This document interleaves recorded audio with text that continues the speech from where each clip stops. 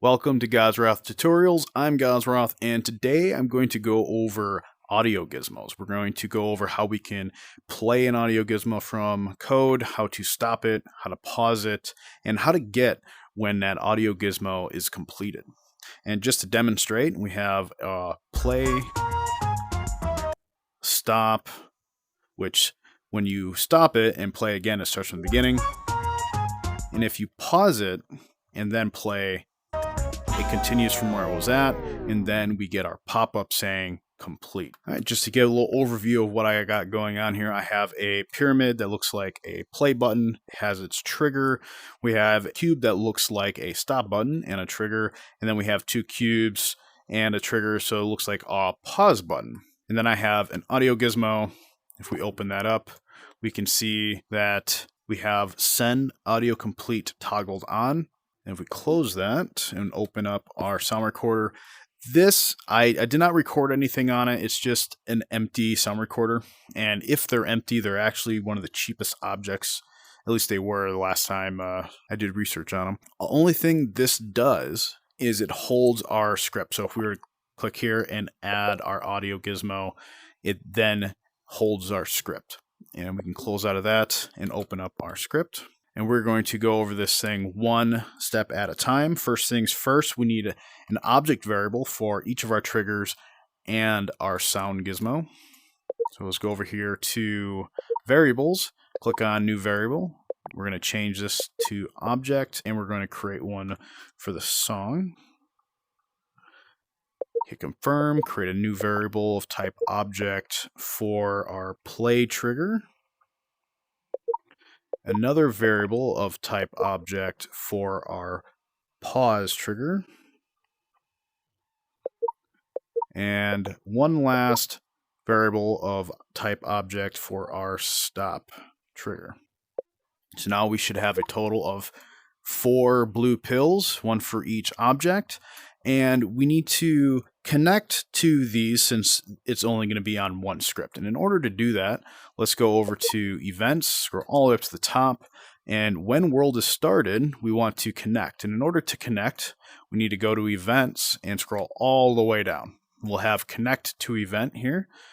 We can connect to a event on a script that's attached to an object. So we're going to create 4 of these, and we're going to change our blue pills because we're not connecting to self, we're connecting to our objects that we created.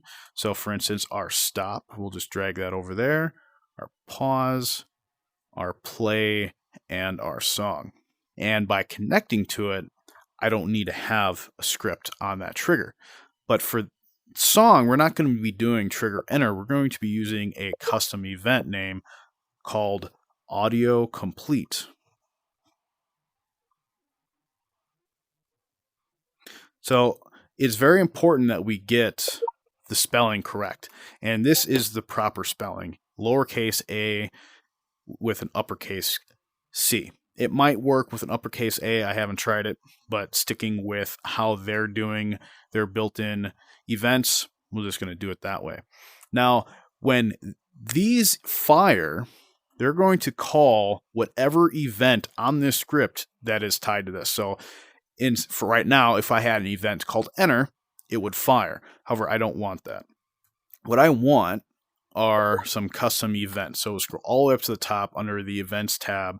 And when event is received, we're going to change this name to stop, because this is going to run when the stop trigger is entered. And since these triggers are all set to trigger on player, we need to have our player parameter. So we're going to click on new parameter of type player, and we're going to give it a name. We're just going to call it P because we're not actually using it, it's just required.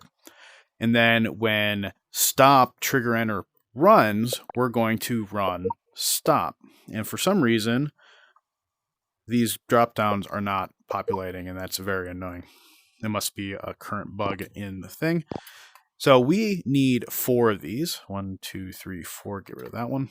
And we need to update all of them. So we're going to connect pause to pause.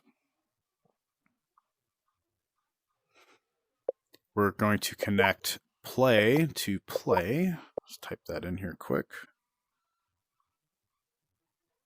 And then we'll connect song to, we can just call it complete. Click on that.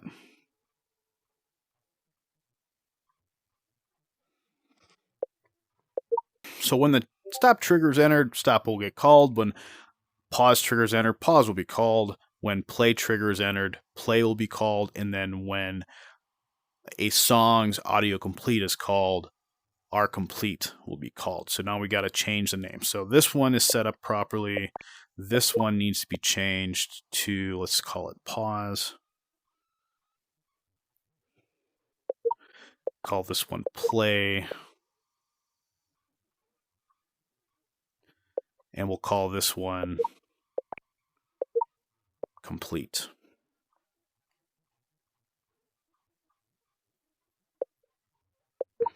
However, autocomplete does not send a player variable, so we do not need this player parameter. We can get rid of that. And then we need to find the code blocks to use for these. We're going to find the audio action code blocks. It's under actions. So we go down to where it says sound. Code blocks here, we can play, pause, stop. We can set the volume. We can set the pitch. We're not going to focus on these today. We're going to focus on these other three. So play sound will go under play. Pause will go under pause. Stop will go under stop. So when we drop these in here, it gives us a default object variable called self. And what self means is self is the object this script is on. Well, this script is on a sound recorder and not the song, so we don't want these. We're going to get rid of them. It does require object variable, but we'll use our song variable that we have here. And we'll just drop that in. So now it'll stop sound on the song object, pause or play. And then when audio is complete, we can do some things. You could play it again. You could play a different song, or you could show a pop-up, which is what we're going to do. Go to actions, scroll all the way down to pop-ups, and we'll show a pop-up for all players. This is just an easy way to demonstrate that it's working. And we'll just say complete. And we don't need it for 5 seconds. That's a little long. We'll change this to 3 seconds. And we're going to get rid of the play sound and the show timer. So now this is pretty much set up. The script is good. We don't need to do anything else with the script. We'll close out of that. But we do need to assign our variables on our sound recorder. So we need one for each trigger. So we'll open up, this is our play trigger. So we'll just bring that and put that under play. We have our stop, which will go under stop. And then we have our pause, which will go under pause. Close out of that. We can open up our audio gizmo, and we'll just drag our object pill for that into song. So now when we hit play, we can play our song. Get our pop-up saying audio complete. All right, we can stop it.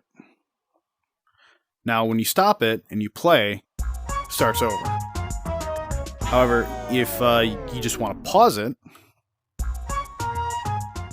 you can kind of hear it fade out a little bit. When you play it, it starts from where it was paused and does not start over, and we get our complete. If you liked the video or if you learned something, don't forget to like, subscribe, and hit that notification bell so you are notified of all my future videos. And yeah, thanks for watching and have a good one.